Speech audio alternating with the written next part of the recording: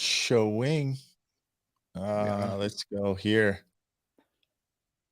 We're on. We're on, Joe. Well, if I can freaking welcome back, dude. Oh man, I'm sorry, dude. I totally flaked on you last week. I didn't flake. I had a good reason, and No, you didn't flake. You didn't flake. Go ahead. I was sorry that I couldn't make it, man, and but I'm gonna make it up to you guys this time around. You owe everybody an apology, man. I'm just kidding, know, Joe. man. Well, hey, I'll make up for it, man. I told you. Yeah. Maybe we lost all our viewers because of it. I don't know. No. Yeah, I just came over from Ginger Brothers over there. I was listening to Bryce Kelly over there, so that was cool. Oh, really? That was a good podcast. Oh, cool. Yeah, if you get a chance, go over there, man. So right on, man. I think they were just finishing up, honestly, guys. So that's why we started ours a little later. I didn't want to overlap right into them, so I never do that on purpose, anyways, though, guys. So, what's up, Corey? What's up, Tim? How you guys doing? So, what's up, guys? We are finally going to get into our rapid PDR repair thing. I think Joe and I have really thought a lot about in this. What's up, Ricky? I appreciate your comments on there, dude. So, Scott, I'm training Scott's son right now. Scott's in Hawaii, and his son is doing fantastic. Scott, you're gonna love his technique. He was live today, showing his technique, how he was doing today. So. Get a load of that if you haven't seen that, Scott, already. So you did a really good job on that today. Right on. Todd, what's going on? We are going to, we're going to say what we're going to say. We got a lot going on here in this one, this rapid PDR repair. This is the one we were wanting to do last week. We've got, actually, I think it's kind of worked out even better, Joe, because now we've got more content to show. We got video clips, we got demonstrations, we got, a lot of cool stuff. You even got a tech tip, that really cool tech tip that you have here that we have a video of. So I think you guys are going to enjoy that. So please stick around. Is there anything else I was going to go through? And I think that's about it. But we're going to have a good flow here, guys. So I hope you guys are going to stick around for the whole thing. If not, come back and rewatch it. And I'll put double podcast up starting tomorrow. Sorry, I didn't put the other one up. But anyways, it is what it is, dude. So that's what happens in the busy business of PDR. So Joe, how's your week, dude? Oh man, much better than last week. I'll tell you that much, dude.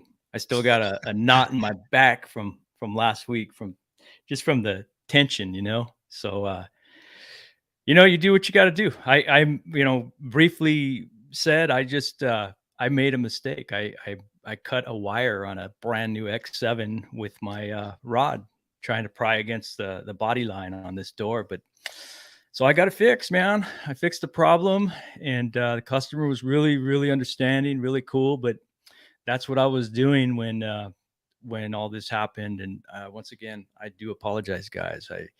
But I'm going to make it up for this time around, because Myke and we're going to talk about rapid repairs and what is a rapid repair? Who needs a rapid repair? What's the purpose of it? And does it fit in our program? I think this is something that we all deal with, as far as, different prospects coming, to us to serve their needs. So hopefully we figure some things out, and I can't wait to hear from you guys how you guys deal with it. So and then if you'll hang out, for a little bit longer, we have a couple tech tips or one that I hope you'll be able to use and take away with you, as well as a few other ideas for our industry, for tools. So, well, Joe, I know you came super prepared on here. Just guys, give you us a little bit of some ideas of what, like, we came prepared, some topics. What is rapid PDR repair? Any cheap repair considered?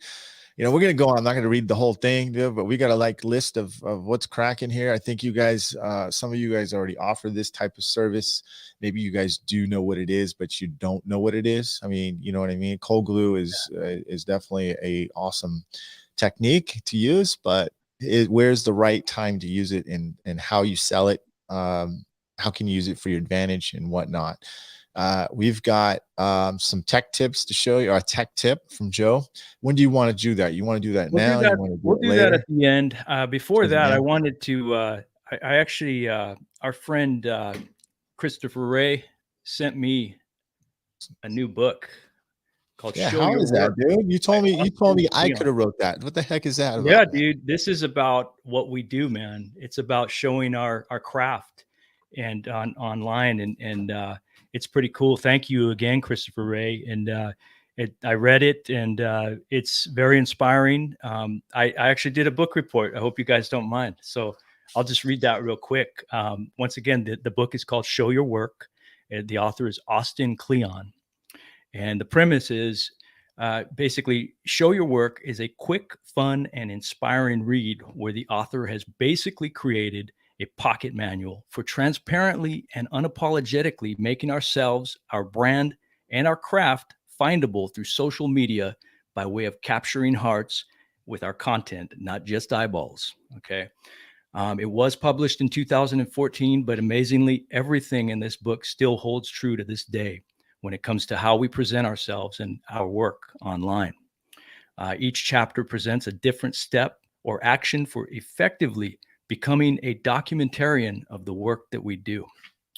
Now, Myke, I had sent you a couple of just kind of screenshots or pictures of the quotes in this book. There's lots of quotes that are pretty inspirational regarding, our the way we show our work basically online, including one. Do you remember the one that I sent you a picture of by Walt Oh yeah, Disney?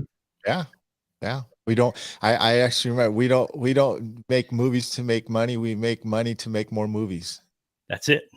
That's it. Yeah, That's it. yeah. Why we That's. do I that, think that's right? dope. I think that's super dope. Yeah. I honestly, I got into content a long time ago, man. I just knew, and I knew video was going to be like there. I think it's so awesome about that we can control our own future, who sees our content, how they should see our content, where we have our own TV channels, we have so much access, and we don't, for the most part, as entrepreneurs, we don't take advantage of it a lot. And Right. before we get into that, I mean, speaking of that, I get super deep into all that stuff. I mean, that could be just a whole thing right here. Check it out. Go to you're interested, you want to grow your business like right now. This is one of the original ones right here. I focused on mega media event, guys. And if you haven't thought about coming, or maybe you're thinking about coming, maybe you're on the edge and you just need some more inspiration, check out the megamediaevent.com going on April 28th and 29th. We're also going to have Anson's open house. It's going to be held there. Please go check. Please, it is going to be your best investment you've ever done for your company. Guaranteed. I'm not going to go crazy. You go check it out. You go watch it. I don't like to shove things down your throat. Look, you guys see how I like to do stuff, and I'm sure you guys want to do it just that way too as well. So go check out themegamediaevent.com and get your ticket. There's even a payment plan there too as well, if that's the way you want to roll. Okay. So going back to your topic of that book, so you think that's pretty dope then? So Yeah, it's good. I highly recommend it. Once again, it's called Show Your Work by Austin Kleon. It basically applies, and it's a good complement to what you're talking about in the mega media event, by the way, because it like I said, I told you that you could have written this book, dude. You were Christopher Ray too. So yeah, it's really good and it's inspiring. I mean, like, just to give you an example, there's like some of the chapters, there's really cool stuff, and step by step on what you can do just to kind of reinforce that mindset of really just being transparent with the work you do. That you don't have to be a professional videographer, but rather just show, parts, educate the public. What we always talk about, Myke. well, it Um, goes to that. It goes to that know, like, and trust yeah, factor, right? exactly, Right. Yeah, If they know you, they're going to like you. If they like you, they're going to trust you. And then they can't trust you if they don't like you, and they can't like you if they don't know you. So, right. I mean, that is exactly how your business should be built, right? You cannot do that being quiet. You cannot do that with just before and after photos. That's not good enough today. Yeah, it's not. And It's I'm not just saying, before and after videos, but put at least your profile face on there, dude. Like before, after. Why do you think I do it? Like, you know, service performed by one of my technicians or myself or something like that. This is just this is the tip of the iceberg of stuff that we talk about too as well in the Mega Media event. But if you want to get, that's a book to freaking read right now. I mean, shoot. Thanks, Christopher. I'm actually going to go get it too. I just want to check it out, dude. So, actually, there's at the end of it, it gives you some steps on what to do next. And one of the steps is to send this book to somebody, you know, to somebody that you want to you know, be inspired. And that's exactly what Christopher Ray did by sending it to me. And I'm going to send it to you now. So I think, you know, I think you'll like it, Myke. Right on, I mean, there's even a section where he talks about, let me see if you can see it here. He says, identify your fellow knuckleballers, right? He talks about, you know, in baseball, you've got these oddball pitchers who can throw a knuckleball, right? And there's such a unique group that, you know, traditionally pitchers don't want to share their information on their tricks and tips on, you know, on pitching. But the knuckleballers, they're kind of like the ugly ducklings of baseball pitchers, you know. So they meet up, they have meetups, and they share information on throwing a better knuckleball, you know. So it's kind of cool. I mean, just stuff like that, and there's a lot of cool quotes and stuff. So I do recommend getting it. Awesome, man. That's a good plug, dude. I mean, that's a good, we should like have a little, man, that should be a new segment on our podcast, recommendations, right? Like something to help you like just better yourself a little bit further, stay motivated and all that good stuff, man. That's cool, Joe. Thanks, Christopher Ray, for, you know, tuning that into Joe and then sharing that with us, Joe. So, all right. Thanks. I appreciate that, Scotto. Everyone should attend MME Mega Media event. You'll learn a whole new level of staying organized in business content. Now, Scotto's been there a couple times, dude. That dude knows his stuff. That dude's been in there for a long time. So thank you. Appreciate that, Scotto. I'm assuming this is either Brandon or Andy. So no problem, man. You know, I'll be there when I can, dude. So good podcast, dude. By the way, that's the Ginger Bros podcast. So it's Andy. Oh, okay, there you go. Freaking Facebook user. What's the word dent bird? Not sure who that one is, but I'm gonna say maybe it's I know I'm gonna take a guess. Right? Kevin Bird. So okay, are we getting into this or what, dude? Oh, your mic went out. Your audio. Sorry. There you go. There you go. So before we do, I just wanted to say to our listeners on the podcast, the recorded version, where you get your iTunes or your podcast, if you're an Apple user, don't forget iTunes now has video, in case you didn't know. So when we talk about something visual, if we're talking about video or tools or whatever, and we're showing it, be sure to you know, look at your phone. Then same thing with Droid. If you're on Droid, I think, what is it, Podbean, Myke, where you get your podcast? Yeah, our podcast, Podbean. Yep. Okay. But you guys, if you guys are not a iTunes user or iPhone person, you can go to Podbean and download the show there too as well.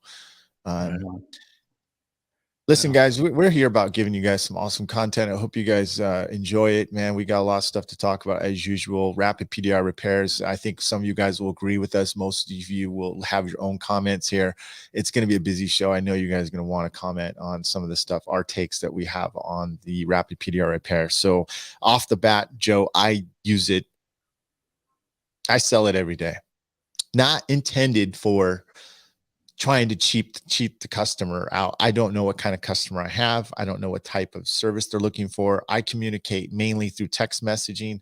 That is my game. That's how Dent Time is really built. That's its business model. Some of you have a different business model. You like to get on the phone. I know Paul Corden and his team gets on the phone savvy and does that stuff. I think there's a different, we can get into all that aspects, but mainly we're going to stay focused on the Rapid PDR repair. So you started off, you break it off, Joe. How do you want to start this topic? Well, let's start by showing an example. I sent you a brief video of a story highlight on my Instagram. And if you want to cue that up, Myke, we can show what we mean by a rapid repair at its best. Because I think, I'm kind of on the fence about doing rapid repairs. I don't advertise them. I don't necessarily think they're a great part of my program, just because I'd rather do it the right way, as good as it can be done to factory condition. And quite frankly, I've done them where I wasn't happy or satisfied at the end. I ended up doing more work to try and get it closer to the level that I wanted. And then I've done it to where I felt like the client was not as happy with it either. So, but that being said, there are times where you get those poppers, man. It's rare, right? But sometimes they just pop out, and then there's this little bit left. And I think that's when the customer can decide when, if they want to go the next level or not. So if you want to go ahead and show that video of the Audi A4. Here we go. Looks like first. That's pretty impressive. Yeah, well, honestly, dude, I'm salivating. Really good. But really, what was keeping me from being able to give you an S-start, it's moving a little bit, so.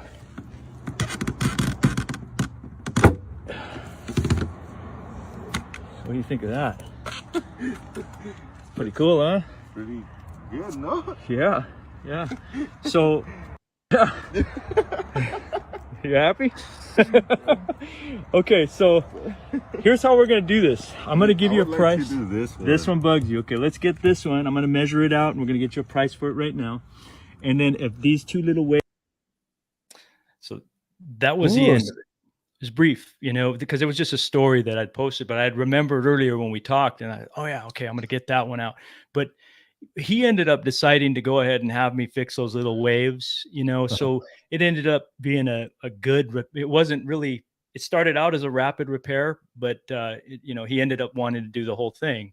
So, it worked out to my advantage, but yeah, that's he could have very well just left those little indentations alone, and it would have been they would have looked good to most people, right? Yeah. So, I mean, here's my take on that too. I mean, I have so much to say on that video because it's, me personally, you put that on, did you put that on your Instagram? Yeah, I did, like, as a story only a couple years ago. Okay. And then So I turned it into a highlight today so that I could forward it to you. So, but I don't know if I'm going to take it off or not. So. Well, here's my take on that, and so now I know people are like going, okay, and then Jack says that never happens, dude. Very rare, Jack. Dude, that never happens, man. Okay. Yeah.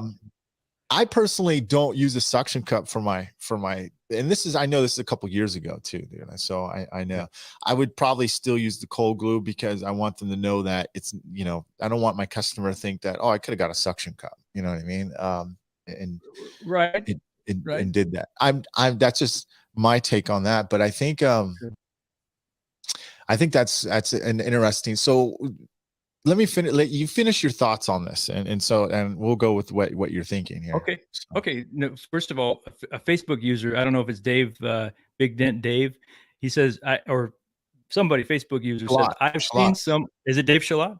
I think so. Yeah. So either way, he says, I've seen someone slam those Audi doors and pop the dent. LOL. And you're right, because that one right there could have gone that way. I think if he had slammed it hard enough. And then RPM Dent Repair says, me personally, I would never let a customer see that. I don't mean that in a bad way, but that's how people start discrediting us. And I get that. I think that's John, right? John Scotto. Yeah, Scotto. Yeah. I totally hear you there, because I used to do the same thing, John. I used to avoid it.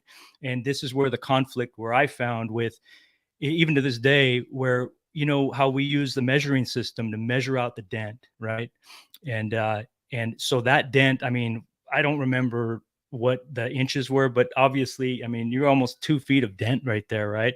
So what would that have cost on the price guide, And then in effect, me pulling that right out, that goes out the window, right? So I can see where you're coming from. Plus, like you said, Myke, and I think what John's also saying is it makes it look like what we do is easy for that anybody can do it, right?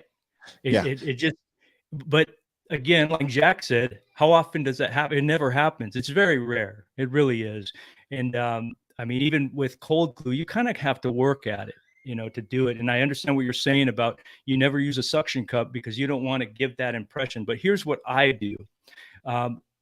What I do is I will tell my customer, why don't you get a suction cup from Pep Boys and try pulling it out? Because we can use our voice, guys. We don't have to do everything through text. What I do is I just talk to them. I say, look, these could go one way or the other.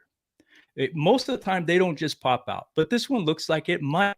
You might save yourself a few bucks if you go get a suction cup and pull the thing out, and whatever's left, I'll fix it, and we'll charge you accordingly. The other issue is that sometimes they don't pop out. Sometimes that ends up being there's metal trapped, or the brace is pulled back a little bit, so it's holding tension. And a lot of times they don't pop out. So then it becomes a day-long project. It's more often than not the latter. So I have no problem showing the customers that, John. Yeah, I agree. I agree with everybody. That's what they're saying here. Everyone has their own takes on this. And you guys got to keep in mind, this wasn't recent. This is something that Joe did a couple years back. Obviously before we were even marketing it that way. There's a lot of cool things. So here's Aaron. Now, Aaron, Rapid PDR, we need to put our personal opinions aside. Sometimes we give the customer what they want. Sometimes they just want it better. Rapid, we're getting to that too as well. Budget usually comes into the customer decisions. Do what customers want, take their money and make them happy. I just want happy customers. In the end, that's the most important thing. And that's exactly really what this whole topic is. And Joe, you're more of a, you and Aaron are pretty on the same. You guys are pretty much on the same page. You guys do things by the book. You have a lot of, I think Aaron has options. I've taught Aaron a few things here and there. Aaron's not afraid to freaking, hey, I'm going to do it right, but you're going to pay for it. You know what I mean? Right. Exactly. But I have options. Yeah. Yeah. That's a great way of describing it. I am very much by the book, and it appears that Aaron is as well. And the other thing that Aaron and I have in common here is that we both educate the customers. I know we all do. And that's who's on here. That's who our buddies are on this in the audience. We're really we're breaking ground on educating the consumer. But in my defense, and in Aaron's defense, we have videos actually showing really long, like just how labor intensive 95% of the time PDR can be. So I kind of counter by showing that video of a popper. And I noticed I put in the little Instagram, what do you call those things when you put the words on there and they're kind of flashing, stickers, I think. Yeah. And it says, these can go one way or the other. And even the title of the video is sometimes. So I feel like I can confidently post something like that. It does get attention. It is misleading, or it can be misleading or bait and switch or whatever. But here's the thing. I have a lot more videos that show just how difficult PDR is. Oh yeah, no doubt. That's truly what I want to communicate to the consumers, is that 95% of the time or more, it can be very difficult and very labor intensive. And so I think if you have that kind of material already on your website, in your social media to counterbalance, it's, you can make those poppers. And I know you've made them too, Myke. You put video pop in, and you get people telling you shouldn't show that to the customers. No, listen. It's like we can't. I'm going to show my video clip, and then we're going to talk about the way I market it. Right, the other end. Right, the way it normally goes. Now, this isn't. I wouldn't, and I still wouldn't sell this as a Rapid PDR repair, because it's a no-brainer that my customer wanted to go. I did this, and he goes, okay, let me see which option I want, Myke. Can I come to the shop and we'll see what happens? And I was like, fine, yeah, let's do it. So he wanted, we did the pop option number one, which is called the rapid PDR repair. That's the term I use. You have another one called, what's your term, Joe? Express repair. I used to call it that when I was trying to get all the work, when I was trying to get those jobs. I stopped doing that. So, yeah, I don't really offer rapid repairs unless it's to existing clients, or if I just have a really good, rapport with somebody. It's got to be win-win. That's what we talked about. So here we go. Here's mine. And you guys probably just saw it later today. I just posted this today, but again, this isn't my ideal rapid PDR repair, but it is part of it. So here we go. I can fix that.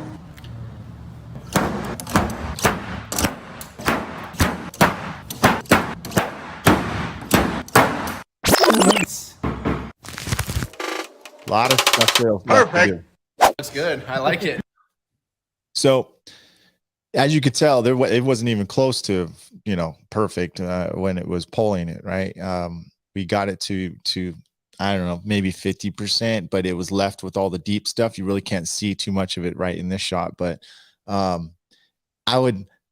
gave them that option, and I don't ever promise anything. It's always 50 to 80%. That's what I say. I give them that range. Some customers, believe it or not, some of them are really happy that they would get it better to that point. So, but let's talk about some of those things right there. You know what I mean? Like, what's the candidates for that? When would you offer that, in that situation? Right. So and that's, So we understand what a rapid repair is then.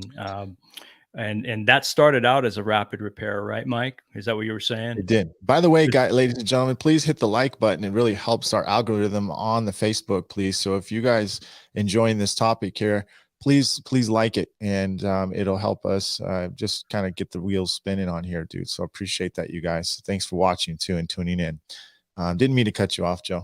So. No, it's all good, man. I think you had mentioned that started out as a rapid repair, but it quickly turned into a you ended up, putting all the bells and whistles into it to try and get it all straight, right?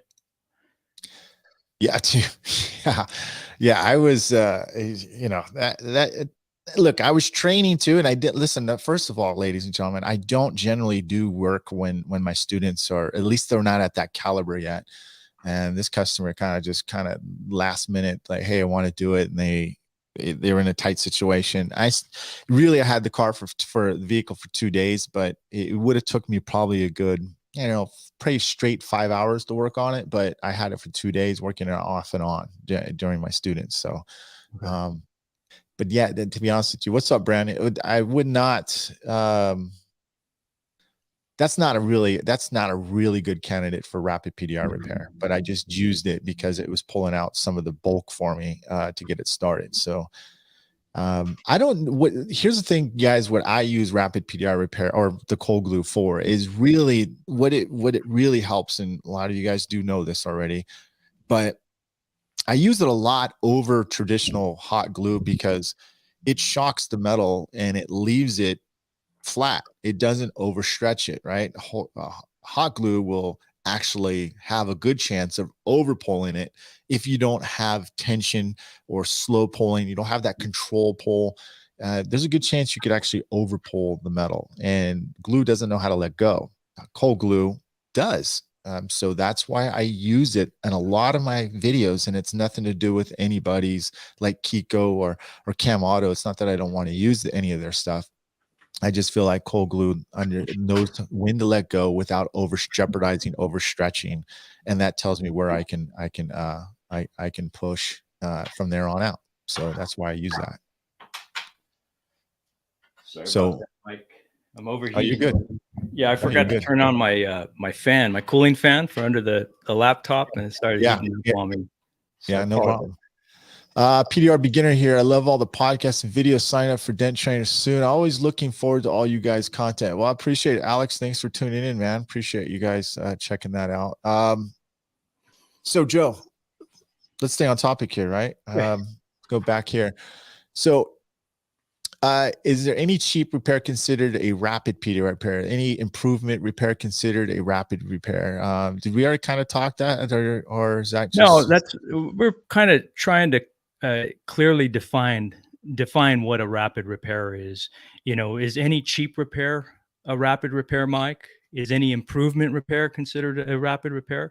I think the answer is no. I think that rapid repair, as you coined the term, and I hope Mr. Chris Dale doesn't get offended that we're using his business name as a way to describe a budget-friendly repair. But because I know Chris Dale is pretty badass. I've seen his motorcycle tanks videos. But anyway, so I think it's important to clearly define what that rapid. Times we'll get an improvement repair that is, it takes as much effort, just as that truck bed that you showed.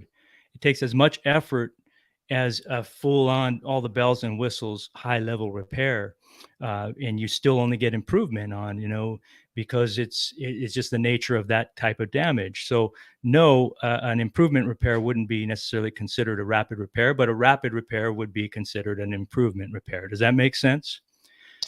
Yeah, it does. I listen, I think it's about communication too, as well. I mean, if you're just saying, oh yeah, we can pull this dent out 50 to 80%, and you don't word it right, you don't have that communication down, either written down or word or on the phone with them, explaining the circumstances and the opportunities to either make it better or go the full 9 yards on that, you're not going to win either way. They're not going to go for either one option, because it doesn't make sense, right? It's got to make sense to them to get them. It might put the cart before the horse, saying that it's an opportunity. Rapid PDR repair is an opportunity for you to have a chance to have a higher ticket. Am I not right? Yeah. I think what we're getting at is it's almost like a weapon in your arsenal to keep the opportunity available to you. Because what we run into a lot, and I'm sure a lot of our audience runs into, is we get those people that just shoot you a text of what looks like a popper cave-in dent, right? And they're sending that to everybody, or so we feel, because what do they send, Myke? They send just pictures, and they say, how much? They don't even put punctuation, man. I find that kind of offensive, but I mean, that's my own personal, like, they don't even put a question mark, just put how much. Anyway, yeah. I'm kidding about that. But anyway, I feel like, that person right there, to me, is more than likely shopping for the lowest price. So if I go in there, if I say, okay, a 20-inch dent like that is going to probably cost around X range, what happens is I never hear from them again, right? That's and right. What you do is you'll put out there, you showed me what your text message shows, and you give them two options, which I think is brilliant. You give them the option A, which is the full level PDR, high quality PDR repair, or option B, which is going to be a rapid repair, and you go into explaining that. I don't send that. What I do is I'll send them something just briefly saying, look, I need to see it to be able to give you an exact price. But a dent like that could potentially go one of two ways. If it goes like that video that I showed, if it doesn't, require all day to fix, or require several hours to fix, and isn't as labor intensive, it could be around X, or it may go the other way and be very labor intensive, which is going to cost this much. But I mostly want to get them on the phone. I want to talk to them. I want to ask them questions. I want to understand what their need is before I'll ever even send a price. Because hold on, I want to get I want to get in your mind, because I'm a tech. I'm also thinking as a customer. Joe, why is it so important why does it bug you so much that you can't give them that opportunity to go option number one? I'm just because I'm asking as a tech person, and then as a customer. It's a great question. Why don't you, what makes you, is there something that you feel like if they go option number one, that you feel like you're not giving them the full, your business model? Is that what it is? I mean, I'm just trying to get in your head too. It's a great question, and I'm glad you asked it. The reason is because I don't know if that person who just said how much and put pictures, I have no idea. There's no social cues in that brief amount of wording that says, I just want the cheapest price, or I want to know how much because I want to get this done really bad and money is not an object. They're not saying either of that, right? So, but I don't want to lose the opportunity by just throwing numbers out there, especially when I don't even, a picture is just simply not enough. It gives me an idea, but I just can't, I, I can't just throw out a number, because if I do, here's the second reason why to answer your question, why I'm not willing to do that is because my prices, whether we're talking, sorry, rapid repair price or my normal repair price, is always going to be higher than my local competition. That is the reason why I don't like to put it out there, because if they are just looking for the lowest or a low price, or the average PDR guy, that's what, let's face it, out here in Southern California, the average dent guys, I would say 95% of dent guys out here are essentially rapid repair specialists. They're not putting in all the effort and the time, because why? They don't have that kind of time to put in it. They're not incentivized because they want to get the job. They're afraid to lose the opportunity. And therefore, a quick popper dent like that, they're going to get it for whatever price, or for their low price. And then their price is always ultimately lower than mine, even my discounted prices. Does that make sense? Yeah, it makes perfect sense. I know some of them agreed with you. Some of them, like Big Ant says that, he says that he feels like he's a perfectionist in a way that he'll just finish the job regardless. I mean, that's a little over the top, but I mean, I probably wouldn't, I wouldn't do that. I'm right there with you, Big Ant. Sometimes I just end up doing way more knocking down than I should, just to make it look a little bit more 20% better. But I hold my line though. You know what I mean? I give them, I give them a rapid PDR price. I'm not gonna lie, guys. I mean, my rapid PDR prices start at 195. They go to 250 if I know how good, if it's gonna pull out really well. But then the price jumps up to 700, 1500 to finish it off. I mean, there's a big gap. I mean, so we're gonna get paid for our time either way. But it's not a quickie, like, it was the $10 or is a $50 poll or something like that. I'm not leaving that impression with the customer. I'm making sure that they understand that, look, I'm helping them identify what type of customer they are. Are you, if you're a picky person and you want it done meticulously, then let's make an appointment to either have it done at the shop or let's book it out, but you're going to pay for it, and that is my business model. I've been in your shoes too, Joe. I think the same way, but I also feel like I really am leaving money on the table on that. And the truth is that guy's going to get it. And we're walking a fine line, right? Because we don't know that's that type. We're always going to have, there's those type of customers, and then there's your customers, right? So not your customer, right? So this is a good topic. I mean, this is, you and I have our little differences on that. So yeah, of course. And that's what's awesome about this, is because I feel like it's a conversation that you and I really had needed to have anyway. And then our buddies here, they're including their take on it, and it's how we get down to the bottom of this. Because I think in the spirit of books, we talked about the book earlier.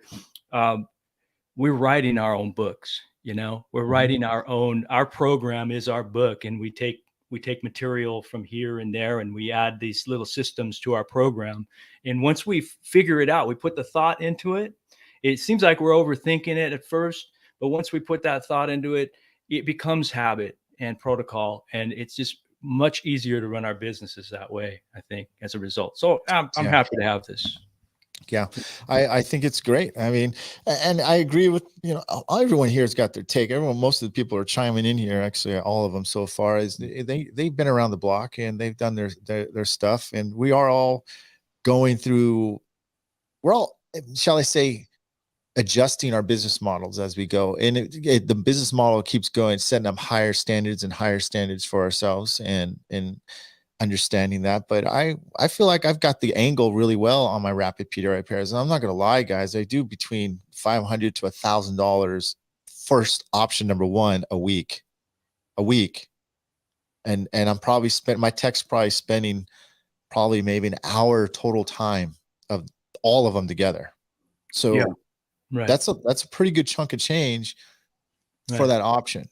So but again, it's my communication with customers, regardless if it's on the phone or through text messaging, which I'm going to say 75% of it is text messaging.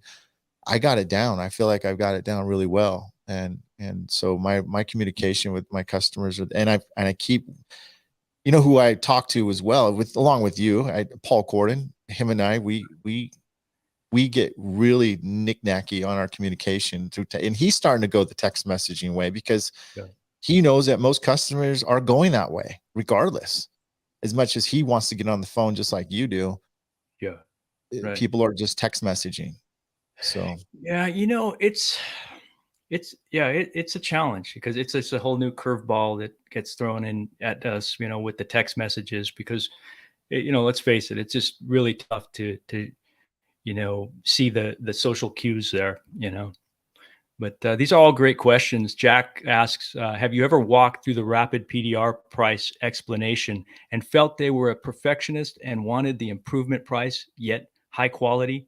Have you had to tell a person no for the improvement and not then give them that option? Yep. Sure have.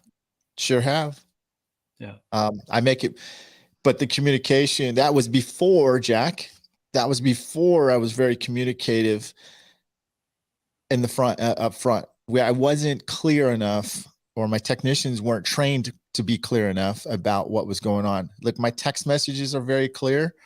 My phone conversations are very clear. When we get there, we write it down on our invoices too as well. We make them sign the invoice, helping them understand. Now, look, most of this is going to be gone. We'll take this, but you're still going to have this and this. I'm not going to get into all the crazy communicative details because I do do that training on Dent Trainer Media, but it's very in depth detail. Okay. To help them train. But if you're not clear in communication, yes, you will get those type of customers. So you really got to set it down. And that's why it's important to document your repairs, ladies and gentlemen, of what a cold glue situation looks like. What is about a 50% repair of a cold glue situation? You don't have to publicly put it. You can put it on your phone, right? And then sell it later on to the customer and send it to them. You don't have to have it publicly posted, but you can have that stuff. So that's another way. But good question, Jack.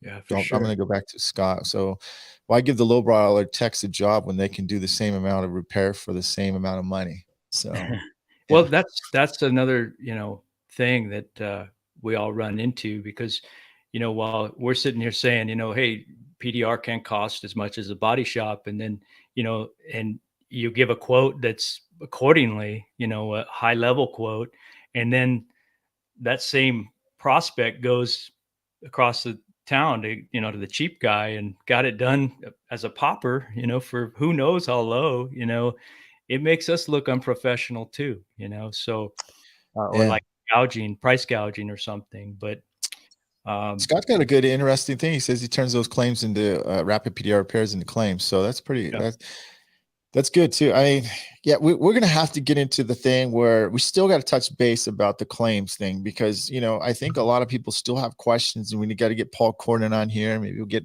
you know, special, maybe Scotto will get on here. He does a lot of stuff on there on about a shop. But everyone needs to share a little bit of their techniques of how they get in there. I mean, I was talking to Paul on Pete on about his page, which is great, guys. If you can get in there, it's what the heck is that? It's PDR pricing, right? It's called PDR pricing and guides. But a lot of people just just show how much they got for the repairs, but they don't show the process of how they got to that repair, that price. You know what I mean? Or how they got the customer journey from going from they thought it was going to be a customer pay to a claims. But I know that's a whole new topic, but that's something I would love to cover. Well, that's a good point. In Yahia Maka asks, please explain about rapid claims. I think Yahia, what Scott is, or Scotto is describing is he will talk the customer into filing a claim, if I'm not mistaken, filing a claim with his insurance company. That way his out of pocket is simply his deductible, especially if he's got a low deductible, then it's, it turns it into a win-win. And I think that's at the heart of this whole discussion is, Myke, you and I talked about, and about the rapid repairs. What was it we were talking about? The pitfalls to avoid. And part of those, a lot of, and we'll get into those in a little bit, but those pitfalls, they can be avoided if we just make sure we're taking win-win deals, not win-lose deals, not lose-win deals, not lose-lose deals. And what I mean by that, and if you go back to the 7 Habits of the Highly Effective People book by Dr. Stephen Covey, he talks about, you don't have to take every deal. You take the win-win deals. How do we get a win-win deal? By building rapport with our prospect, by asking questions, by listening. Seek first to understand and then to be understood. Then you can explain what the diagnosis is. You can explain the solution to the problem. And at that point, it might mean a rapid repair, or it might mean all the bells and whistles repair. Yeah. I love everyone's. What's up, Dentless? What's up, Chris? What's up, Chris? Listen to the beginning of the podcast too, if you get a chance. Gave some props on your book, man. You recommended, so thank you. Yes, dude, what's up, Matt? How you doing, man? This is another guy that's got his craft together as far as like being in the same mindset too, as well. Another just another guru in this business too. So Jack too as well, they up and coming. That's a good point, Myke. A process of improving to a claim and full repair process. You guys have a lot of topics that we can talk about, like text messaging estimates, all that stuff. Dude, you guys want to see that stuff? I don't going to keep preaching about it, but go to Dent Trainer, go to themegamediaevent.com, sign up, man. You're going to see all my formulas and stuff on how I do that. But we will bring up that stuff too. That is going to be a topic here on this program, but not tonight. So geez, you guys are just we can't keep going, Joe. So go ahead. I'll just keep going. I love it. I love your feedback, guys. Let's keep it up. So we already talked about the win-win and understanding their needs, and that was the next bullet point, Myke, which is how good is good enough. It's one thing if the client is satisfied, but are you? What are you putting your name on? Mm-hmm. Are we misrepresenting PDR or our PDR service by offering these rapid repairs, Myke? Do you think I mean, I probably didn't hear that right. Say that again. Repeat that question. Okay. Are we misrepresenting our brand, especially those of us who really claim to be the high level quality of PDR by let's just say by accommodating those needs to that low budget prospect who just wants it to be better. And let's say you pull it out and do a rapid repair and it's good enough for them. They're happy with it, but you're not happy with it because, your customers would see that from across the street. They'd see the end result. I feel like if you're not going to be happy about that, if you're not going to be happy about that repair, then obviously I wouldn't charge them. But I mean, like, listen, I mean, at the end of the day, no, I don't feel bad at all because I know my business model. I give that opportunity to the customer to decide what type of client they are. I'm not deciding that for them. Okay. They first of all, they were attracted by my marketing, by my presence, by my advertising, however it is. My business model isn't changed, right? I'm not advertising, hey, I offer cheap repairs, call me first. That's not what I'm saying. That's not what I advertise. However, they send me a photo of a big dent, but I don't know their mindset yet, right? I don't know what type of client they are. So that is why I give them two choice opportunities and let them decide, because we all know that 90% of that, we spend 10%, as the old saying goes, right? We spend 10% of we spend 90% of our time on the last 10% of the repair, right? And that's one of my communication points when I sell the big job to the customer, to help them understand that So to answer your question, no, I don't feel that head. I don't let the head trash, at least in my business model, get in the way of a rapid PDR repair, get in the way of my business model. No. Okay. Have you ever had incidences where, where that happened though, like where the client was happy, but it still looked obvious? Yeah, but I don't think I don't think I felt bad about it. No. Okay. No, Okay. because It's business, man. look, it is business, but listen, the whole point is that we're pretty clear. Like I said, Joe, we're pretty dang clear. Yeah. I'm not going to attempt it. Listen, if the repair looks like crap and it doesn't want to come out and it doesn't do anything, I don't mind freaking giving that. Like, hey, you know what? It's on us. Because it took us 10 minutes or 5 minutes to do what we did, right? Yeah. That fact, once in a while, I jump out of the car when I have my cold glue and I see somebody's car and I'll pop a dent out for them and get back in the car. I don't show that, but I do that once in a while. But I mean, it's just a feel good thing. You know what I mean? But I think Matt and I were all thinking about doing that one time. We're on our way to meet with Shane, and we were thinking about this lady's car and we were going to do it, but we're all afraid because we thought we might pull the paint off the car. There's that. Well, there is that. I mean? I used to be anti that too, guys. Just like somebody had said earlier, like I would never show that, and I never used to either. Because people would come to me with poppers, and I was like, no, you're gonna pay me for my knowledge. It's like, because being on a used car lot, for example, you get a lot of people doing that, and I won't get into all that. But anyway, what about when they could go south? Like you mentioned, okay, what if we pop this lady's dent out, just for free, for a feel good moment, and the paint comes off, so that, that's extreme, and that seldom happens because usually we know what to look for. But what about like when you were pulling on that bedside with cold glue, Myke? I have found that sometimes these, what looks like poppers, and you pop them out, sometimes we create more work for ourselves because it traps pressure within the panel, and it actually ends up becoming more of a problem. Does that happen to you guys much? It happens. Yeah, it's happened. It happens. I mean, that's the casualty of war, man. Like, I mean, that you're gonna have some I mean, I remember I was in the rain. It was kind of raining, like a day to day, kind of, right? But it wasn't like pouring, but it was raining enough. The guy pulls up in his car, Mercedes, nice Mercedes, man.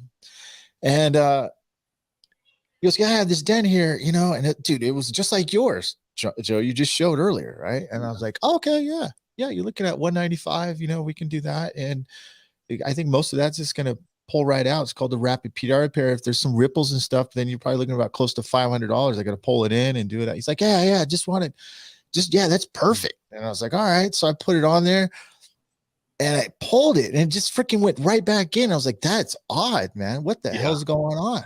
Yeah. And so I put it on again and pulled it. Freaking big old piece of Bondo came right off of it, man. Perfectly round. I mean, it was so nice that I could actually fit it back in like a puzzle, dude. and I had to paint the door. I had to paint the door because it was, I didn't check the paint, right? And obviously, he could have lived with that. Didn't have to have it painted. He could have lived with that. So yeah, that was the last time that something's ever happened to me before, and that was about 3 years ago. So okay, well, we'll get into that with the pitfalls to avoid, which is just right down the road here. So, oops. All right. So who's needing a rapid repair, Myke? Like, what kind of prospect is a good candidate for rapid repair? What's the need there? Well, I think you said what we have a couple things right here. We have returning a rental car, right? Returning the lease, selling the car. They're on a lower budget and they're not that picky. So yeah, I think that qualifies for all of them, really. Maybe they borrowed someone's car. Yeah. and yeah.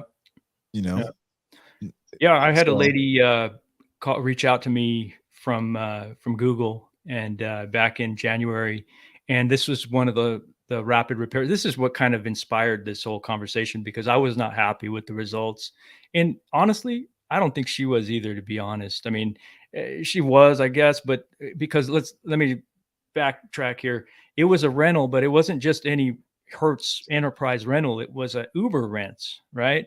So that means there was an owner, a personal owner of the vehicle, and of that car, and it was a hunk of junk. There were dents all over it. So, and that's the only reason why I even did this rapid repair. But anyway, she had backed into it. Her granddaughter was renting it, and while it was in her possession, my customer backed into it, and she put a big, just like that Audi, a big cave-in dent in the whole door of this like Kia Rio or something, right?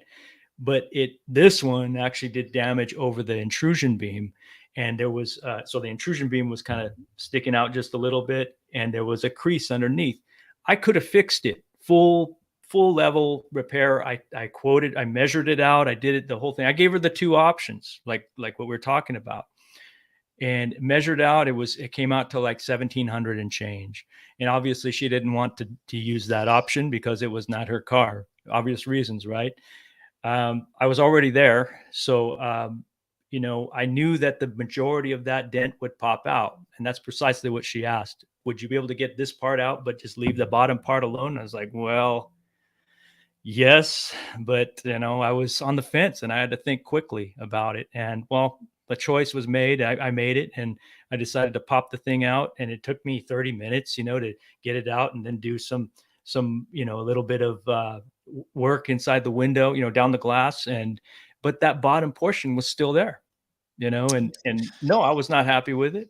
Now, you see, if I take a tool to it, we're in the next tier. I'm not taking one tool out. It's a strictly rapid PDR repair, cold glue repair, right? And I'm serious. Okay, I'm serious. That's how I get them to go to the next tier, because they're like, well, yeah. What happens if you push a little bit? I was like, miss, this is where I was talking about. This is where the hard part comes, because I'm going to spend way more time on this part to get it to that part. That's why there's a big gap, because now I have to pull my tools out. I have to take things apart. I have to spend more time. This part was going to be, this obvious part isn't going to be obvious anymore. And this less obvious is going to become the most obvious. It's just going to be a vicious circle. So, which option, we can go here or we can go to the next tier.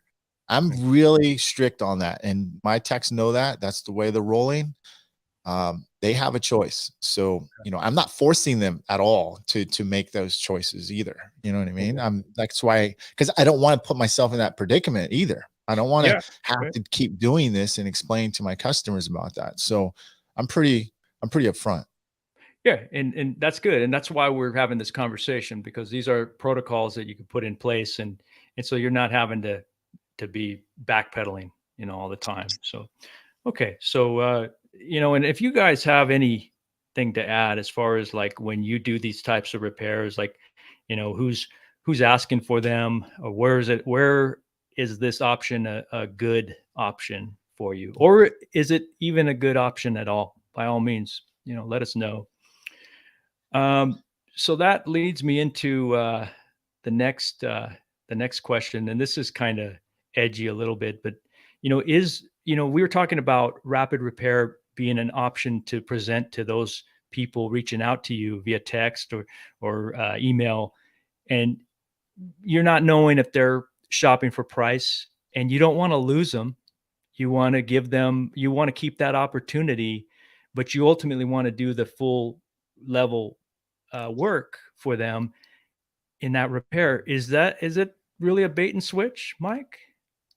I mean, if it happens like that, if you bring them in under the idea that's kind of a crude way of putting it. I don't think that's our intentions. I don't think that's anybody's intention. I know it's not your intention, but when we really dissect it, is it? No, I think if you, like I said, if you're communicative about, real clear about how you are going about it, absolutely not, because I think it's all about intention, right? Like what you're doing. Is it an opportunity to have a higher ticket? Absolutely. Absolutely. Because maybe the customer doesn't know that they're picky. Maybe they think that the first option is going to take out more than what they thought. Right. Right. But that's not very often. I mean, the customers usually, the more communicative you are and have examples, when customers ask me, hey, what's a rapid PDR repair look like, and I'll show them some examples, and then they might get back to me. And most of them make a decision right away. You got to keep in mind 70% or 80% of my communications through text. But is it an opportunity to upsell? Absolutely. Absolutely. Why wouldn't it be? Why wouldn't you have an opportunity to do that? Right. Honestly, I do try it now. Listen, Joe, you also got to keep in mind what kind of vehicle are you selling this to as well. All right. So if you got a Mercedes Benz, a Highline car, one of those cars, chances are you are trying to you're trying to really ask them questions. What's your expectations on this? This is a pretty new car. And then I start putting myself in their position and say, look, if this was my vehicle, I'd probably want this out all the way. I couldn't live with a big old dent in my Challenger that I just got, that's a year or two old. I mean, that's just not, and you have empathy with them, and you're not just offering them something, right? You're not just cold turkey saying, I got these two options. You're trying to get to know your customer and help them make a better decision. Yeah, that's going to be best for them too, as well. So I like to know the year, make, and model, obviously, and if it's a Toyota or a Prius, or they're giving it to their kid and they just don't want them to look like they're driving a beater, then you have some options. But no, I don't think it's a bait and switch as long as you don't have that intention. Right. Okay. No, I know you don't use it as a bait and switch, and nor do I, and it shouldn't be used as that. But it is a tool, like you using your text that you send, again, like I mentioned earlier, explaining their different options. That's professional as heck, Myke. That really is, and you're giving them the two different options. Like I said, I don't use it. I refrain from using it. That may change, but mainly it's because I tend to lean towards doing all the bells and whistles repairs. But I do offer these repairs for, we all get those customers that they want our best work on their main car, and then they've got their kid's car that got bumped into, and they don't need it that at that price. They even tell you, once you have that rapport built, and that's like another testament to the rapport that you build with your client or with your prospect, if they're not a client yet, is you get to know what their needs are. And that's ultimately, just like Aaron said earlier on, we are serving needs. So that's really a good compass to keep. I agree too. I agree with 100% what you said, Joe. Jared, I have to say, this is what pisses me off about the whole industry or whatever. So this is where everyone needs to do their own work, man. They need to show pricing about what costs what. Obviously, that customer that you're talking about, Jared, or who told you, is watching the wrong stuff. Actually, the person who they're watching is doing a much better job than we are. Or not to go at you, Jared, but people in general, you obviously, and we all obviously need to focus on that, your city, and do videos about pricing, convenience, right? The benefits, claim versus not claim. I mean, there's a lot of videos that you could create on facts, right? And I just don't think that we touch base enough. We're always, how I say it, it's all PDR ego videos out there, dude. You know what I mean? Like, oh, I'm the best. Well, dude, like, how much did it cost, man? Like, what'd you charge for that? Like, what kind of value is the client going to understand about your repair, not just how great you are? So those are some of the things that I think about when I put videos out there, and that's including rapid PDR repairs as well. I mean, honestly, Joe, I don't advertise rapid PDR repairs because I don't want the customer to think that's how PDR is done. Yeah. Now, ladies and gentlemen, you guys see me do on TikTok videos and stuff like that, but it's not presented. I don't want it to be presented. That's the way it's done.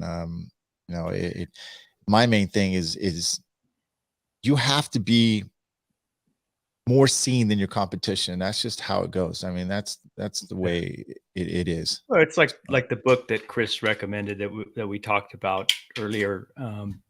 we just have to be transparent about it. I'll tell you something. This is kind of controversial too, but I have I have a respect for the guy PDR Peterson out there who does his own brand of PDR, which isn't the same way that I do it or you do it, Myke. His might be considered more of a rapid repair style. With all due respect to him, a lot of PDR guys give him crap, but I say I have respect for him because he's transparent about what he's doing. The material that he puts out there, he shows it. He shows it. You see the flaws in the work or whatever the end result is, and he is communicating his style of PDR as the way he sees it. Okay. Um, my customers would never use him, and his customers nor his customers use me, because I would just be too high. My work is too factory. Those kind of customers, they hang up on me when I start talking. It's happened, so I think that this is the age of transparency. It is. That's not what I think. It's the reality. And that book is the example. And the reason why PDR Peterson's, let's just say, I mean, and listen, it has nothing to do with his work. I mean, honestly, you could be the best PDR tech in the whole freaking world. I mean, you could be a Bryce Kelly that isn't on YouTube, but it don't matter, man. If you don't put yourself out there, you ain't going to be seen. You ain't going to be mentioned. If you ain't seen, you ain't mentioned. Right. And, right. And that's the crazy thing. Like, we aren't doing enough of our own to go out there and push the values of what our services are about, and the business model. What kind of business model are you putting out there? That's the main thing. What does your website look? What does your message say on your website? What is your social media say? Your business, all that stuff. But it's all got to align in that way. And who cares? Like, some people are like, hey, they have $40 dent repairs and they're advertising. Well, they're doing a great job doing that. That's their business model. But what is yours? Everyone is not your customer. And that's right. We'll leave it at that. So we communicate to the people. We want to show our brand to the people that love us, that love our work, and whatever that may be. So whether it's high level or if it's run of the mill or just rapid PDRs, if that's what you want to do, and there's no wrong answer because you're serving needs, right? Okay, so how should we be pricing these repairs then? I think you kind of touched on that already when you explained you start at, what was it, 195 and then 195. Yeah. Okay. I'm usually between 195 and 250 for a rapid PDR repair. How do you come up with those numbers? Well, I just figure I'm there 10 minutes, right? Travel time, my technician, getting there, doing it. Right. So, I mean, I've got to make, I've got to at least make it. And we do a doorting that takes longer than that, on average, 15 minutes, right? For $150, $55, Yeah. So I want to, and generally the dent, see, it's crazy is that in the customer's mind, a big dent should cost a lot of money. So they're already set that, man, you can actually pull that dent out for $195 and it's going to look at least 50% better. Yeah, let's do it. Let's go. But I'm not obligated to go option number 2. Absolutely. Let's do it. They're curious to see what it's going to look like. So they're locked in. So but to answer your question, yes, my minimum is 195 to 250. How did I come up with that price? Because it's just literally, I don't have a formula of what that was. Joe, I raised it $45 because or $50 because I was at $45. I was at 150 for those type of repairs. Yeah. To about 200. So now it's 195 to 250. Okay. So kind of like the question I asked you about, the end result of the work. I asked you if it kind of misrepresents your brand. Do you feel like the price, showing that price of attaching 195, 250 for a big old dent like this that you just popped out, do you feel like that could conflict with your pricing when you're asking for 1,500 plus for a big collision repair? It doesn't, because honestly, we feel John, Tim, me, we're almost happy that they want to do the first fast repair, because listen, gentlemen, I mean, I'm making more money in 10 minutes than I am in a $1,500 repair that I'm going to spend all day on or 2 days on. Okay.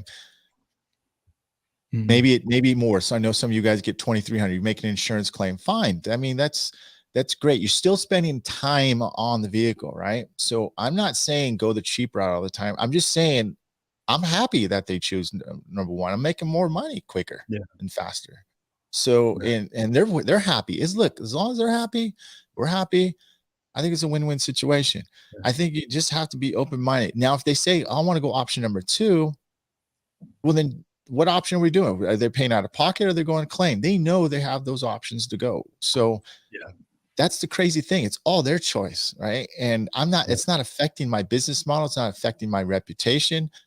No. As long as I'm clear, I think that's how it's going. That's how my take is on that.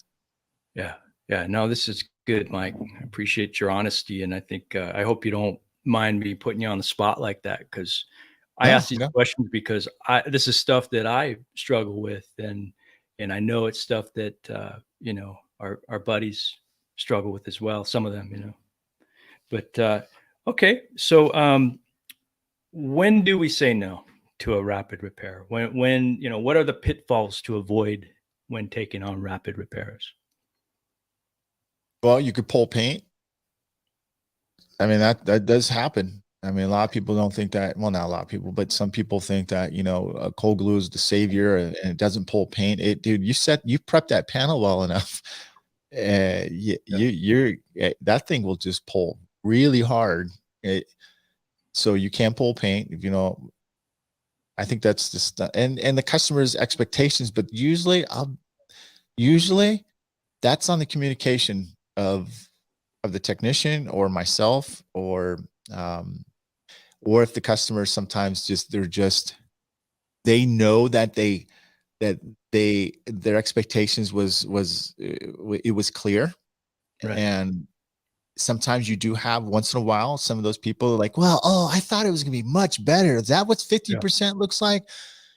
I can almost smell those people before I even start, though. And so can my technicians, because we've done enough of them, right? And the personality of those. So absolutely. Yeah. No, you pretty much covered our list of pitfalls that and maybe you can put the pitfalls on the show notes, Myke, because it says precisely that. One of those is to avoid, one of the pitfalls is literally the price buyer. This prospect is win-lose, meaning they will win at your expense. They only care about price, and any price is too high. The risk here is, as it pertains to rapid repairs, is that they may nitpick the imperfect end result, leading to a dissatisfied customer and a miserable experience for the service provider. If it's not win-win, then no deal. You don't have to take that deal.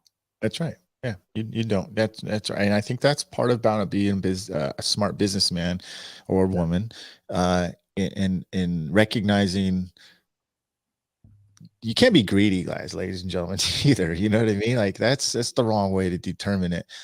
Like I said, we make a pretty good profit off of just the option number 1 of rapid PDR repairs, the 195s. Okay. But it also can turn into a claim. It can turn into an out-of-pocket big pay. It's just the communications is super, super important, and you'll do well, and you won't sacrifice, your reputation or your business model. I think that's how you got to really set it up to think. Yeah, definitely. Aaron from Dentless, Perth, says the perfect repair customer, in parentheses, $1,500, is a totally different customer than the $195 rapid PDR customer. You will very rarely convince the cheap customer to the full repair.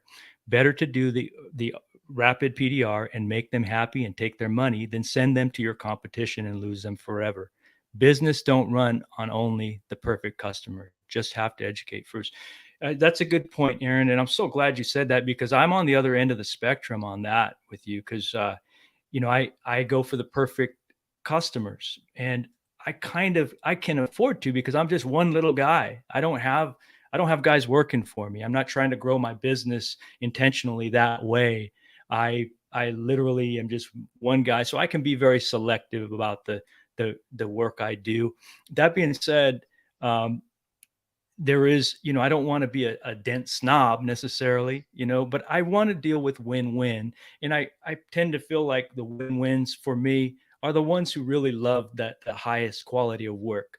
But again, like I said earlier, this conversation is specifically so I can better wrap my head around that time when that customer comes to me straight off of Google and they've got that cave-in dent that looks like it could come out relatively easy. They're not picky. I want to still serve their needs, but I want to do it again as a win-win. And I'm sorry if I sound like a broken record here, but I want to make sure it's a win-win. And I don't want to misrepresent my brand by doing a so-so repair. So it has to be within standards, but I think I would ultimately rather take on the job than, I shouldn't say ultimately, but yes, I'm with you, Aaron. I would like to get that job than to send it down the road to one of my cheap competitors. But at the same time, I don't feel like you lose them forever, because I've had a lot of their customers come to me later on after they sent me a text back in 2017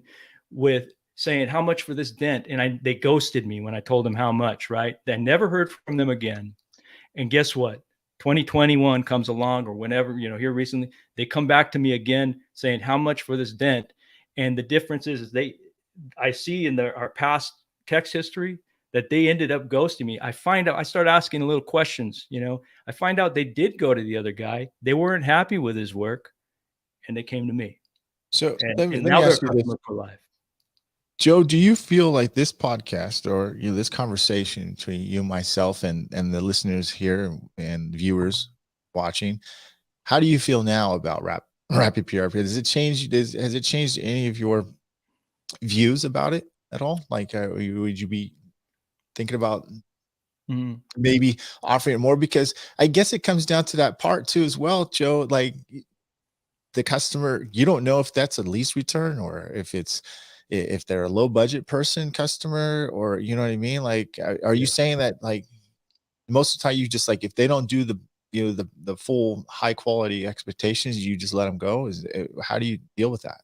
No, yeah, because it does sting letting them go. It on a slow week, it really stings. It feels like, maybe the world doesn't need PDR by Dent Evo, because in my area, there's a lot of price shoppers, and there's a lot of guys, PDR guys, who are that's their MO. That's what they do, is cheap dent repair, and I'm enough about them. It's about being really specialized in my niche. I know what my brand is and staying within those guidelines. So to answer your question, what has my mind changed? It's confirmed some things that I already felt. And in some ways, it's also given me some insight to how I want to present that. And where I'm at right now, Myke, is like, I don't think I would advertise those types of repairs. But I might consider making a video showing like that Audi there, dare I say it, that I popped that out. Sometimes, very rarely, but sometimes that does happen. It does pop out, in which case we're still going to charge. Then we're going to measure out what's left. And then we're going to charge you for the rapid repair, but we're going to charge, if you want what's left done, it's going to be X amount. I think we all can actually, if you create video, look, you can create videos, right? Of the type of content that you want your customer, your ideal customer to have. Look at Bryce Kelly. He's doing train wrecks, right? But he knows he's going after that business model of that type of customer. Now they're making claims and whatnot. And I just watched their Ginger Bros thing too, as well. That's his business model, man. Everyone has to have, you have to be, look, everybody, you have to be very concise about who your customer is. You cannot say, okay, I want all these customers. And Rapid, to me personally, Joe, Rapid PDR Repair isn't doing that. Okay. It's still going I'm still attracting my business model customer, but those customers that come in show me these big dents. And half of them are on cheap ass cars. You know, they're not very, you know, Hondas, Toyotas, you know, the light cars. So that rapid PDR repair fits still in my business model. Right. So my avatar is a customer that cares about high quality and that wants paintless dent repair and done right for the most part, but actually, you know, that has a budget as well. So I can fit in there, but I'm not looking for Craigslist customers or the cheap people. So, and I advertise on my Instagram, on social media, and most of my photos or my videos have a price range on them. So, you know. I agree. And so do I. And, you know, back to what you had asked me, you know, the video, if I do end up making something like that, it's more going to be so that I can better explain and show in graphic detail what I mean when that subject comes up with a prospect. I'm not going to be plugging that or advertising, hey, we do rapid repairs, you know, you know what, but it's more of a tool. And that being said, I follow more of the Paul Corden style, which is what he calls it, or I shouldn't quote him. It's known in sales as a takeaway close. I don't know for sure if Paul calls it that, but like you basically, and this is one of the pitfalls in our list, is the number one pitfall is failing to slow down the assessment and estimation process. That is you know, John Scotto mentioned something in the comments earlier about somebody in particular lowering the value of PDR. I'll tell you what lowers the value of PDR, guys. It is failing to slow down the estimation process, because we're all in such a hurry. Why do we have to be in such a hurry? I agree. And why are so many guys in such a hurry? It's because they're not charging enough. Why are they not charging enough? Well, there's that's a whole nother topic for another time. But one of the reasons is because they don't slow down the process. They don't give themselves the luxury and their prospect the luxury of knowing what this full damage should cost on the highest level of a repair. We should always start there before just resorting to you know, pulling a number out of the air or say, oh, this is a rapid repair. You know what I mean? Yeah. So yeah, I get it. I think this is a really good topic that we had. Are we going through here? Are we ready for tech tip, or what else do we got here? Okay, so we'll move it forward, because I know this hour and 20 minutes has moved quickly, my friend. So I'm going to quickly summarize the pitfalls. And again, you can put the pitfalls. You might want to change do you have the rapid repair pitfalls to avoid screenshot there, Myke? I do. Do you have that available? Bring that up if you can, please. And then the next one would be not clarifying the parameters of the repair and customer expectations enough beforehand. We've talked about this. Make sure you and your customer are on the same page. That's number one. They'll be happy you did, and so will you. We got to clarify. And not asking enough questions. It seems self-explanatory. You got the I don't have that. You know what? I don't have it. Sorry, dude. Okay. So. That's okay, man. It's okay. I texted it to you, and I think you had put it on last week on the show notes. Oh, okay. So, all right. Yeah. So if you want to add that, you know, and I'll just go through these really quickly, you know, so we can save time. But, you know, again, you know, make sure to ask enough questions to that prospect before you just pull the trigger on a rapid repair. Leading the witness. It's called, don't try and talk your prospect into a rapid repair just because you're too pressed for time, afraid to lose the opportunity, or are simply not equipped to do it right. We talked about the price buyer. You know, that prospect is win-lose. We want a win-win situation. Run away if that price buyer comes, and that's no reason to do a rapid repair in my opinion. We should be educating them, and then if after, you know, they know the full value of a traditional PDR repair and they still want to opt for that, you know, but they're going to have to, it's just tough dealing with somebody who is just looking for the lowest price. I let those guys. I know that, dude. I could tell in your tone of voice that bugs the shit out of you, dude. It does. Well, it does, man. But Joe, I really feel like, man. I mean, honestly, I personally feel like you have an opportunity to give them that second option, dude. To turn them around. Is that what you're saying? Yes, I Here's really the do, thing, because you have that power to do that, dude. Like, you are so concise about the way you want it done. I think that you just honestly, I feel like you are missing some good opportunities to upsell them, dude. I disagree, bro. I disagree because again, my lowest discounted price. I'm not giving discounted prices. I'm giving them the full price, and then we could talk about ways we could, you know, cut some corners here or there if that's their mindset, But I always start with a high and heavy Paul Corden style estimate first, and that if they don't want that kind of repair, we can talk about again like the needs of if their need is just to find the lowest price guy, I just assume stay away from that opportunity, Myke. Yeah. And again, I can afford to because I don't have a crew of guys, working, so. Yeah, we get it. Like, Joey, this is a great topic, dude. Listen, everybody's got stuff like here. I didn't see this all of a sudden. So brick and mortar, yes, I agree with Scotto. Jack, I agree with you too as well. There's a thing that says never renegotiate against yourself. So when you say a price, if you don't get a response, you don't back up and start saying lower prices. I mean, why would you do that, right? Like, never renegotiate against yourself. So good point, Jack. They hate shoppers. Yeah, Cole Fox is, and we're talking another heavy hitter right here, dude, that does some really good business too, Cole Fox. But hey, welcome, dude.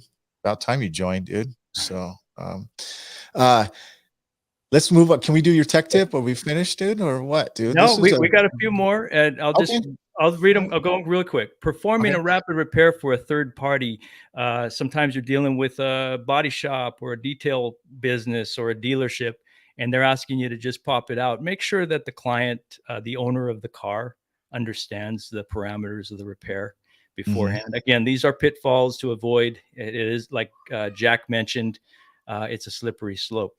Then next point is the damage is still there. The majority of the damage will pop out, but there's still significant and noticeable damage remaining. Remember, you are putting your stamp on this repair. What precedent are we setting for our brand and our reputation if despite the improvement, there is still significant and noticeable damage? We kind of talked about that already. So, and then lastly, it's win, lose, lose, win, lose, lose. That's a pitfall to avoid. Simply, we want to avoid any transaction that is not win-win.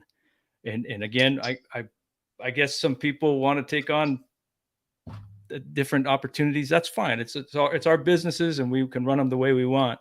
But PDR, when performed correctly, even when not perfect, okay, there is that. The improvement repairs is always the best possible and most valuable option. Remember, beauty is in the eye of the beholder. Some customers just aren't as picky as others and therefore may not need nor wish to pay for all the bells and whistles. It all boils down to finding out and clarifying their needs and then determining if your solution is the best fit for serving those needs. There is no reason why both the customer and the service provider can't each get what they want. That's right.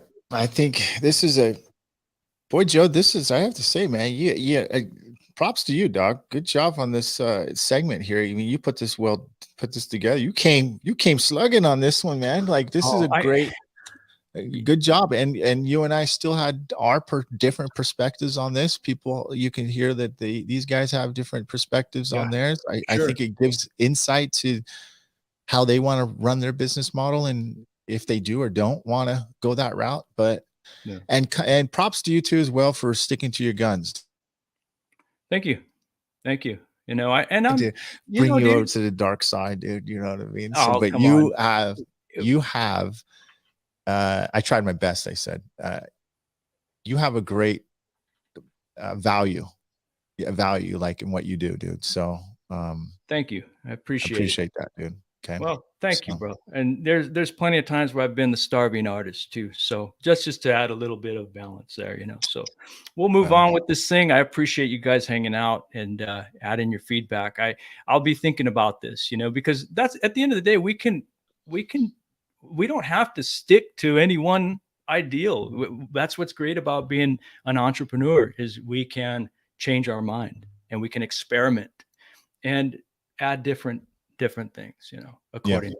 Yeah. But that's what these discussions are for. Cole, you can watch this on iTunes, they call it podcast now, Apple Podcast, Podbean, YouTube. So it's actually live right now over there streaming too as well. So let's get to the tech tip. I know you guys are hanging in there, so we appreciate that. And let us know what you guys think in the comments after or during the video when you watch it. So that really helps us too. And appreciate all the love and likes too. If you haven't done so already, please smash that like button. And here we go with the tech tip, dude. So this is pretty interesting. Some of you guys might have seen this before, but this does bring up a really good something here. So good job. Here we go.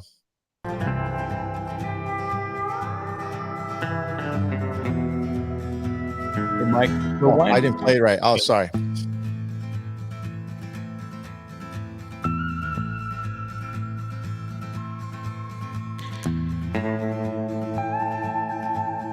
Made a little slot.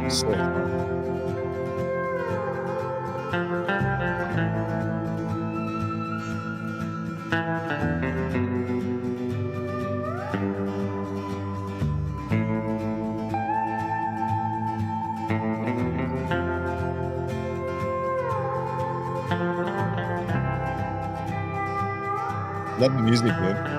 Oh, thanks, man.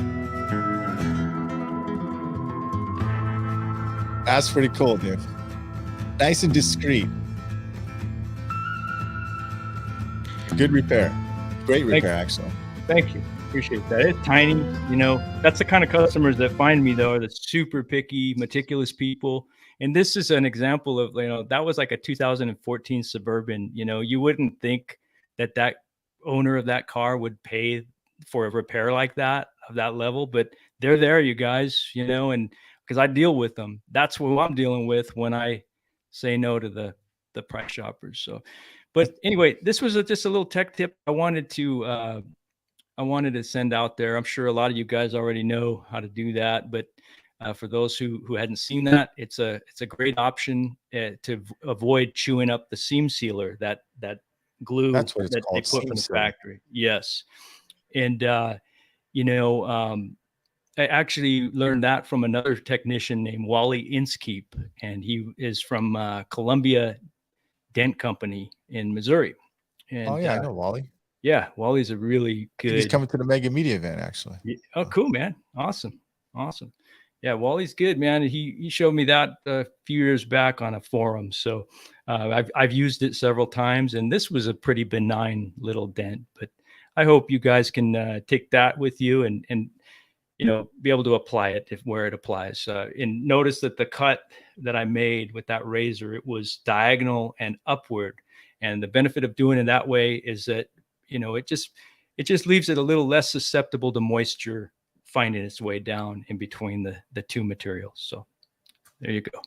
Everyone's likes it, dude. So that's cool, man. So Cole says never seen this in 23 years. Really cool. I didn't know you. Yeah, I thought you saw that. So yeah, that's pretty clever, dude. It's cool. Cool credit to Wally, and thanks for sharing that, Joe. You're welcome. You're welcome. Yeah. And that leads me into a few questions I have real quick. I'll make this brief. I know everybody's got to go. Myke, do you know of any of these edge tools? Like that's the one I was using is the Edge Jack. I love it, dude. I use that a lot. Yeah, I love it too. With the little mini lifter. And then I've got, the one that a lot of us have is this, I think it's B&D Tools, Edge Tool. Mm-hmm. I added a little pinpoint thing right there. So, and it fit right in the hole of the bolt, the little hex bolt there. So, and that helps. But I'll tell you, man, I maybe they make this already, but I would like to see compound leverage. This is a little challenge for the tool manufacturers out there. Maybe you guys can do something with compound leverage, meaning that I'll give you an example of compound leverage. Some of you guys already know, like these are tin snips. These are for cutting metal, and obviously cutting sheet metal. Oh, you mean like it's spring loaded? Okay. It gives you leverage. The four different levers there combined multiplies the amount of pressure that you can put. So you're putting less pressure there. If we could do that with something like this, and this is the first generation of it. What I understand now is they have these big ones with gigantic, levers. It would be pretty simple to put compound leverage on these, or even on our mini lifters. Yeah. On to have a little in some cases, like in a way, this already uses that compound leverage because it actually transfers energy through two different pivot points. So you notice you don't have to do as much pulling with this as you do, or squeezing as you do with this. Right. I get that. Yeah. Cause that takes a lot of pressure. You're right. It does. So. But if we added another level of compound leverage on these, and this can go apply to edges, you can apply to this tool. Somebody's probably going to watch this. I hope somebody does it, man, because I mean, we can even go so far as like the pogo sticks, and like the mantis, and or even when you think about like collision pulls where you're strapping a chain to the damn thing, and like that's pretty violent and archaic, is it not? It is. It's dangerous because I've fallen back a couple times, dude. Yeah. Well, it's a great option. It's a great option, and it's awesome to see, and I love it. I love the progress. But the next level to me would be compound leverage. So tool manufacturers, if you're listening, it's something to think about. And I'm so glad to talk about it because that I built a prop, dude. You're okay. I'm going full nerd now, Myke. So this is an example, right? You freaking Joe. You can't. You're like even preparing your. Yeah, go ahead. Okay, so imagine. You see how that works? Yeah. You see, and I mean, this is a ridiculous 5-year-old's prop pretty much here, but the idea is there. We could pull and push with a lot less pressure, with a lot less, wrist and strength, pushing strength. We add compound leverage to our tools. So, Joe, what'd you smoke, dude? What'd you smoke lately? You don't want to know, man. Dude, that's freaking awesome, man. That's awesome, man. Listen, we're trying to go for a record here, man. This is, look at everybody's come checking. This is wild, haha, dude. So, Joe, I have to say, you guys probably know this. You probably agree, dude. This is Joe's best. He produced this this podcast right here. He did this segment here. So, props to you, Joe. This is a really well organized, well put together podcast here. This is probably by far the fastest hour and 37 minutes I've ever been on, dude. So this is awesome. Thank you for doing this. Put this together. Absolutely, my pleasure. Ladies and gentlemen, we appreciate you guys' follow. We're gonna end this podcast right now. Next week the following 2 weeks, we're gonna do another in 2 weeks. We're gonna have a contest. We're gonna give away some tools. So stay tuned for that. And and we're going to talk about the it's final days, ladies and gentlemen. April 28th, 29th, the mega media event. Please get your ticket. You have payment plans if you want to go to get in there in the budget. Remember, if you want to do something, you'll find a way. If you don't, you'll find an excuse. So don't give yourself excuses. Do it. Help yourself. Okay. An Anson's open house too is the following day after Saturday. So if you want to do IMI too, you might want to think about killing 2 birds with 1 stone as well on that. So 3 birds with 1 stone.